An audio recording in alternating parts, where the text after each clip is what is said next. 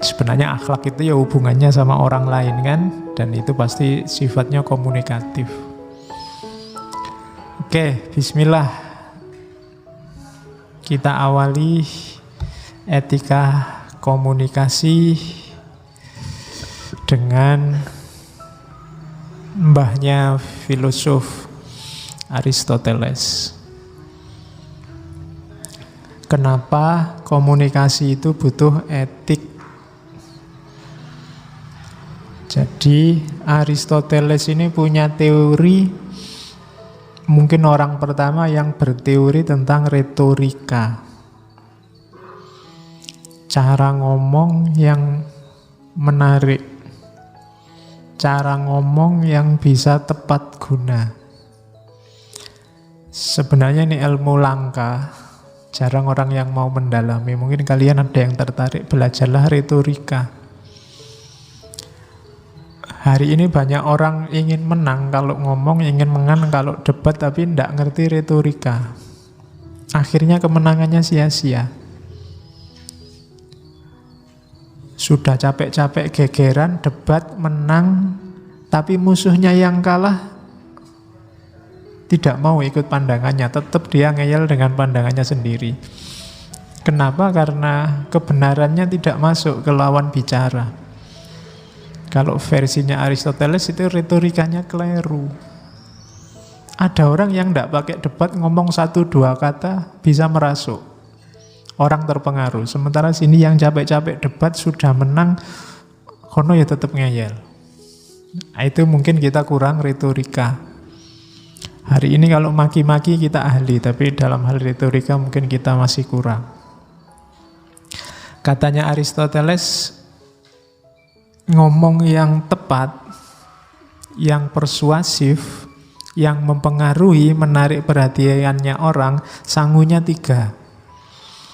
Sangu itu apa bahasa Indonesia ini? Bekalnya 3. Logos, etos, patos. Etosnya nomor 1. Etos, logos, patos.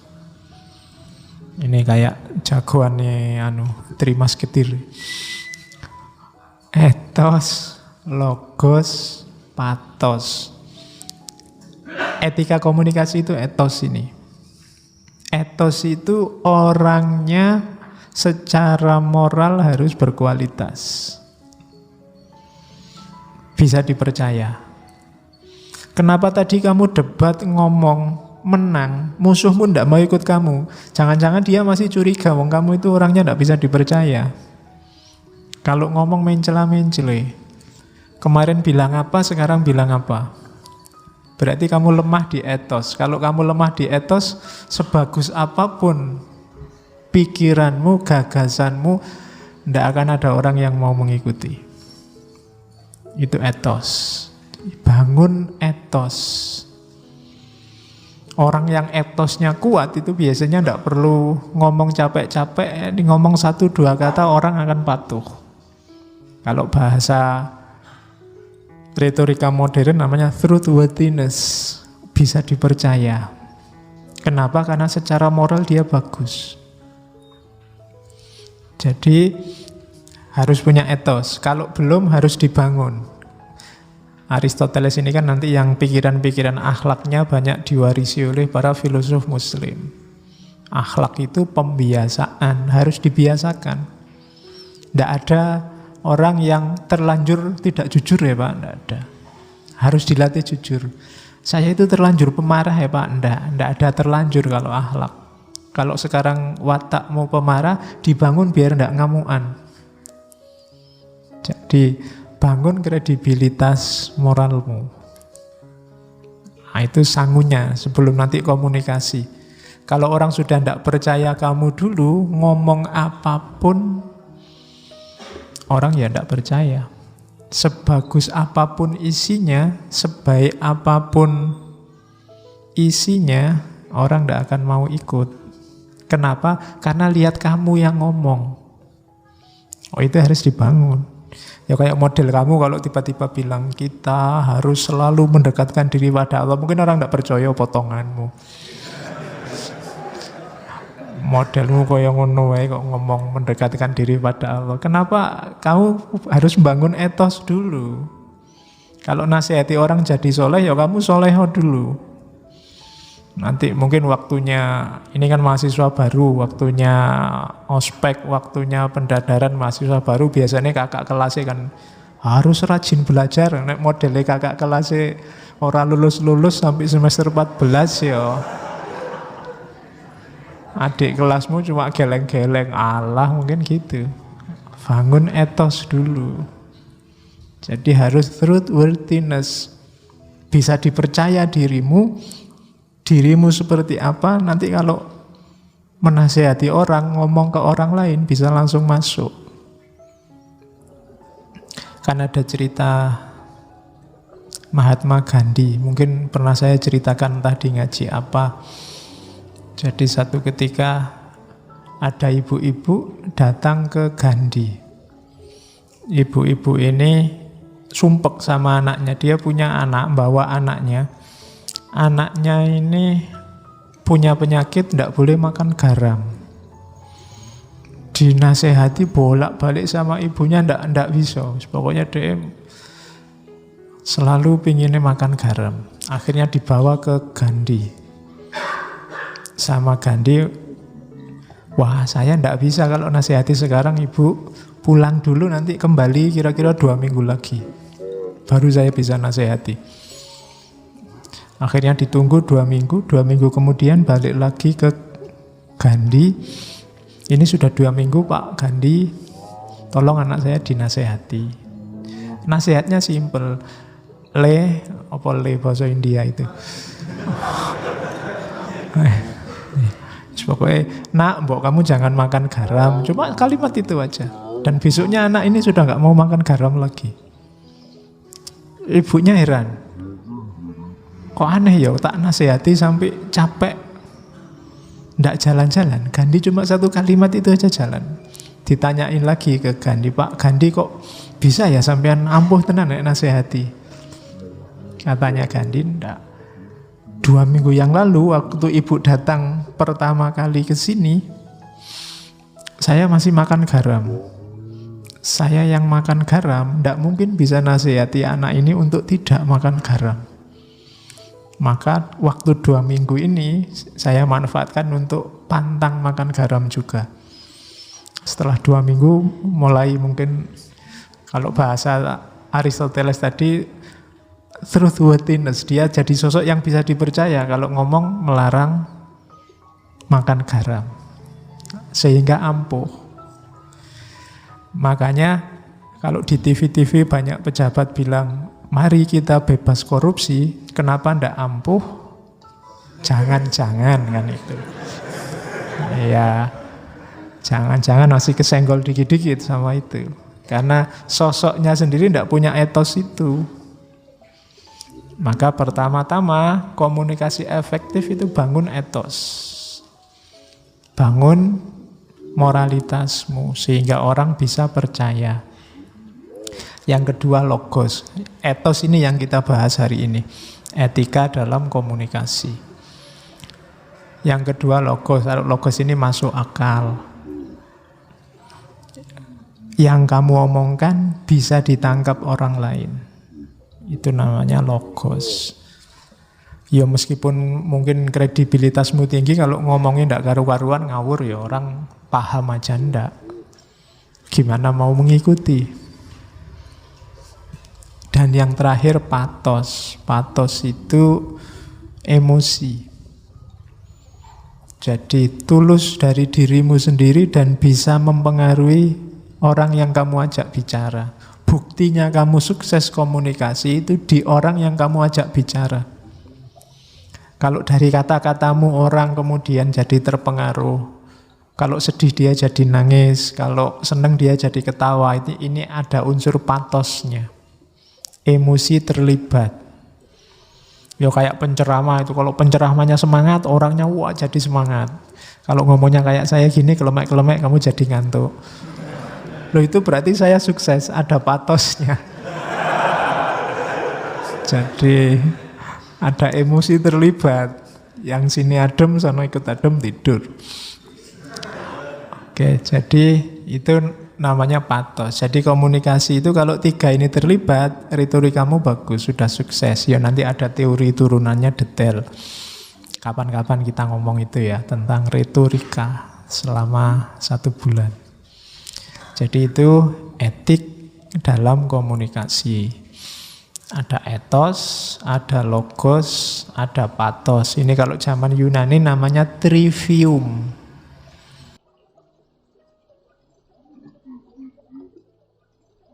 Dari situ kita butuh etos, etika komunikasi.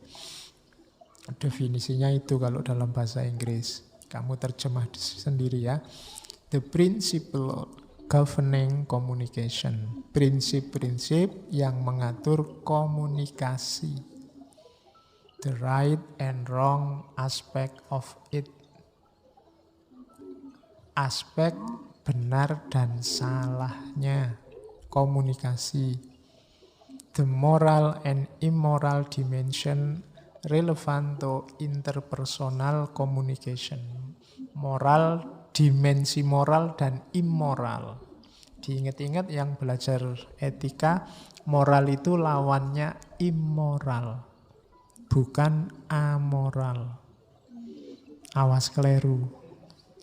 Kalau ada mahasiswa dan mahasiswi kok masuk kamar mandinya masjid siang-siang berdua, itu immoral, bukan amoral. Kalau amoral itu perbuatan yang tidak berhubungan dengan moral. Misalnya saya garuk-garuk kepala saat ini, mungkin itu tidak bisa dijudgment secara moral baik atau buruk, ini nggak ada hubungannya sama moral. Tapi kalau saya meludah ke situ, ke karpet itu mungkin immoral. Jadi amoral itu tidak ada hubungannya sama moral. Misalnya yang pakai kopiah dan tidak pakai kopiah di sini itu tidak bisa dinilai yang pakai kopiah lebih moral, yang enggak. Itu sifatnya netral, tidak berhubungan dengan apapun. Itu namanya amoral. Jadi Pak, saya makan di angkringan. Nah, itu mungkin perbuatan amoral. Tidak ada hubungannya sama moral. Jadi kalau ada temanmu mau ngangkring, kamu melakukan perbuatan amoral.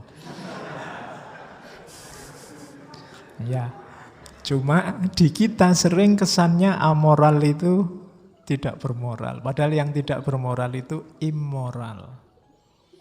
Jadi perbuatan itu kan ada baik, ada buruk, ada netral. Yang netral ini amoral. Yang jelek itu immoral. Jadi immoralitas lawannya moralitas. Itu yang dibahas. Jadi etika komunikasi itu yang dibahas prinsip-prinsip komunikasi apa saja. Yang benar dan yang salah. Biasanya ngomong kontennya. Atau moral dan tidak. Moral dan tidak itu biasanya kita definisikan baik dan buruk. Ini kan nilai-nilai dasar kalau dalam hidup kita. Benar, salah, baik, buruk. Ada lagi sebenarnya yang ketiga nanti. Nilai estetik. Kalau komunikasi nanti isinya pantas atau enggak pantas. Ada sesuatu itu ya benar, ya baik, tapi enggak pantas. Enggak pantas itu ya enggak selayaknya. Biasanya sifatnya lokal. Jadi tidak pantas itu biasanya ada harmoni yang tidak pas, terkacaukan. Nah itu levelnya namanya estetik. Kalau baik buruk namanya levelnya etik. Kalau benar salah biasanya yang paling utama levelnya logik. Jadi ngomong itu ya ngomonglah yang benar, jangan yang salah, dengan cara yang baik dan pantas. Oke, kalau pantas itu ya harmonis, cocok, sesuai. Nah, etika komunikasi ngomong itu. Jadi setiap orang pasti berkomunikasi karena setiap orang makhluk sosial. Cuma komunikasi harus belajar teorinya. Makanya ada etika komunikasi. Oke, dilanjut. Jadi hidup ini paling dasar itu belief. Jadi justru dalam hidup kita itu yang paling mendasari hidup kita itu apa yang kita percaya dan yang tidak kita percaya.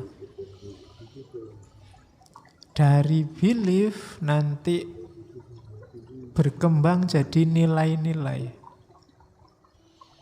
Nilai itu contohnya perdamaian, persaudaraan, keadilan, itu kan nilai.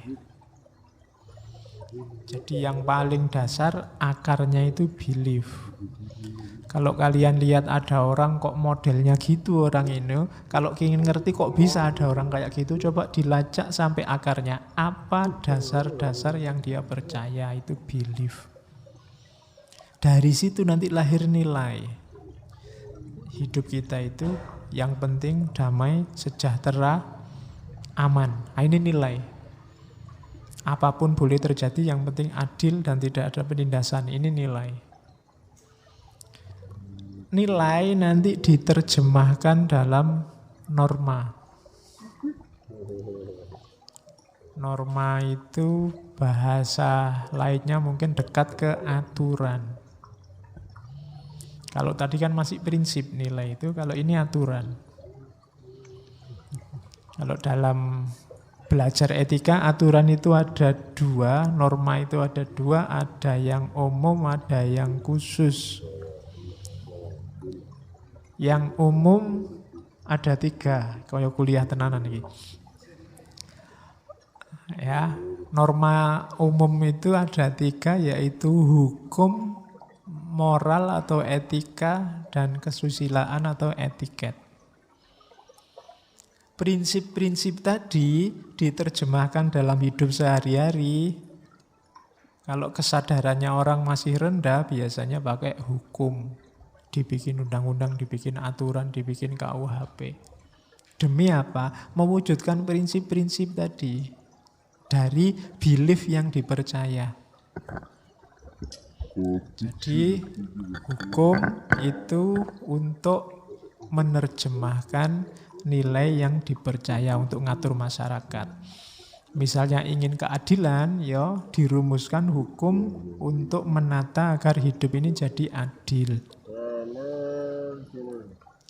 Ada etiknya, kalau ini moral batinnya, sikap batinnya. Itu biasanya moral. Kalau orang sadar, orangnya sudah punya kesadaran hukum yang tinggi, biasanya masuknya level etik, moral, nggak perlu diperintah, nggak perlu diancam, sudah jalan karena dia sudah sadar, moralnya sudah bagus. Ada lagi etiket. Etiket itu kesusilaan. Bedanya etika sama etiket, misalnya menghargai orang tua itu moral, cium tangan itu kesusilaan. Itu etika sama etiket. Jadi peduli sama yang lain itu etika, nyumbang ngasih sedekah itu etiket. Kesusilaannya katanya peduli kan gitu. Peduli sama pacar itu etika, apel malam minggu itu etiket. Nah, ya. Jadi dua-duanya penting. Karena kalau salah satu tidak ada, ya kalau hanya etika saja tidak diterjemahkan secara real dalam realitas, tidak ada etiketnya, ya tidak ada gunanya, omong kosong. Atau etiket saja tidak ada nilai yang dia perjuangkan, tidak ada moralnya, ya kebalikannya, sia-sia. Kayak sholat itu loh, sholat itu ya fisik, syarat dan rukunnya ya ada khusyuknya, batin yang nyambung sama Allah. Kalau hanya dapat fisik saja namanya olahraga. Kalau khusyuk saja tapi tidak ada aktivitas syarat dan rukunnya, ya namanya kebatinan. Jadi dua-duanya tidak utuh. Untuk utuh, ya ada lahirnya, ada batinnya. Kalau masih belum beres dua ini, dipaksa sama alat namanya hukum. Itu namanya norma. Nah, Ada yang khusus. Kalau norma yang khusus itu setiap bidang punya. Kode etik mahasiswa itu norma khusus. Etika profesi itu norma khusus. Etika kedokteran itu norma khusus. Jadi yang tidak kelihatan dalam hidup kita ada belief, ada values, ada norms. Ini nanti yang lahir jadi attitude dan behavior. Ini dalam bahasa Inggris dua hal yang berbeda antara attitude sama behavior. Kalau behavior itu sudah watak. Watak itu lahir dari pembiasaan. Jadi yang biasa sudah jadi behavior. Kalau attitude itu ekspresi spontan. Bisa karena behavior, bisa karena yang lain. Di situ saya contohkan misalnya, aslinya aku ini penyabar. Tapi kok anak ini kurang ajar banget, jadinya saya marah, terus ngebrak meja. Penyabar itu behaviorku, cuma ini tadi aku ngebrak meja itu attitude. Biasanya attitude itu lahirnya dari behavior, dari kebiasaan. Kalian coba dicermati ya hidupmu sehari-hari, itu kan nanti ada yang kamu gitu terus, itu behavior. Sukanya seperti itu, terus itu behavior. Tapi ada kalanya attitude-mu beda sama behavior, mungkin situasinya. Sebenarnya kamu anti bohong, anti curang, kok yang tidaklah ujiannya susah banget. Nah, akhirnya kamu terpaksa lah ngelirik-ngelirik, nyontek-nyontek dikit, enggak apa-apa, dosennya nggak pernah diajar, ditanyain misalnya. Jadi attitude-mu berubah, meskipun behavior-mu enggak itu, sebenarnya kamu anti curang. Nah, itu behavior. Jadi kalau dimarahi dosennya, enggak Pak, sebenarnya saya itu jujur kok Pak. Cuma terpaksa. Bapak sih soalnya susah sekali. Nah itu attitude. Itu beda. Jadi dasarnya tadi belief. Belief itu biasanya diterjemahkan dalam prinsip-prinsip, itu namanya nilai. Nilai ini tadi diwujudkan dalam bentuk aturan, namanya norma. Itulah nanti yang membentuk perilaku kita. Ada perilaku yang menetap namanya behavior, ada perilaku real spontan namanya attitude. Oh, ini teori dasar kalau belajar etika. Komunikasi nanti juga begitu. Membangun etik komunikasi, tidak bisa ujuk-ujuk orang disuruh attitude atau behaviornya. Garapnya harus dari belief. Orang yang tidak percaya Tuhan pasti beda nanti cara menerjemahkan nilai, norma, dan gaya hidup dan behaviornya dengan yang percaya Tuhan.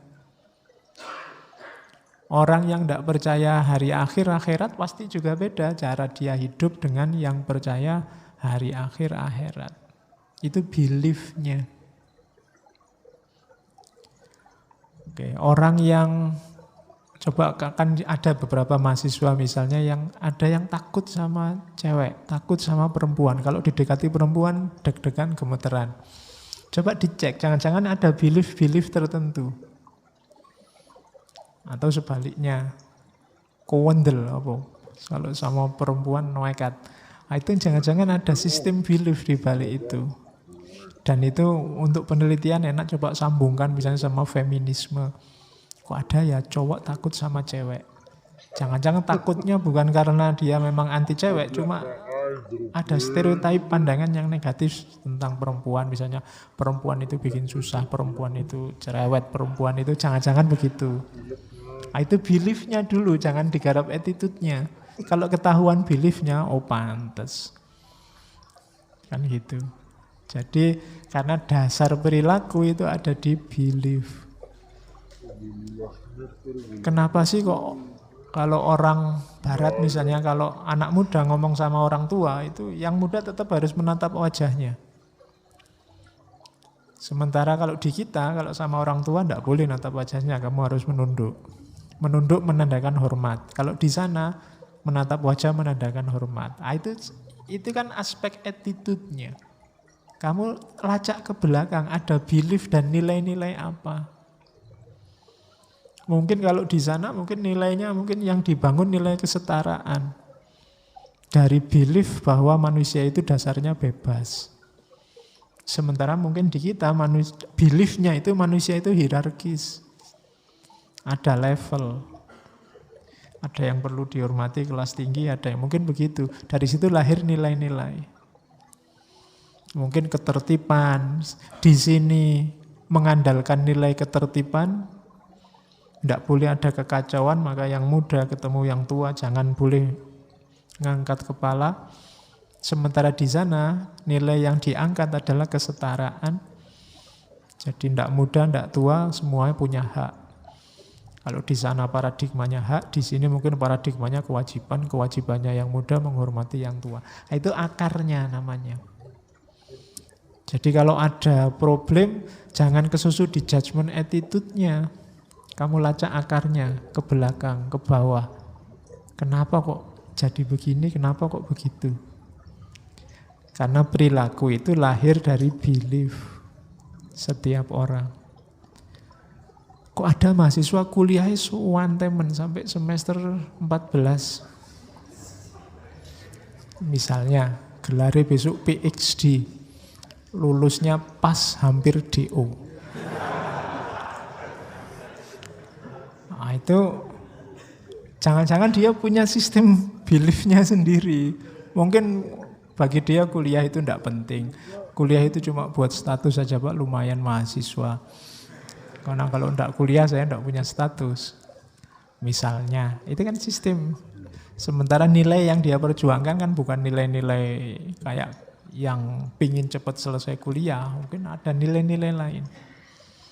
Dan seterusnya. Jadi belief, values, norms, attitude, dan behavior. Ini struktur hidupmu. Ini kalau dalam filsafat bahanmu untuk muhasabah. Hidupmu itu kok sekarang wajahnya seperti ini. Apa sistem beliefmu selama ini yang entah kamu sadar apa enggak? Values apa yang kamu perjuangkan?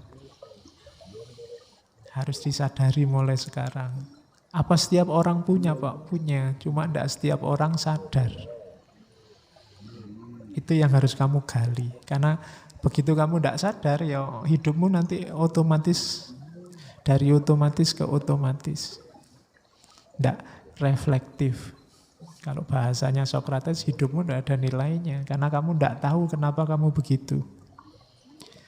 Oke, jadi ini ya framework teori etisnya.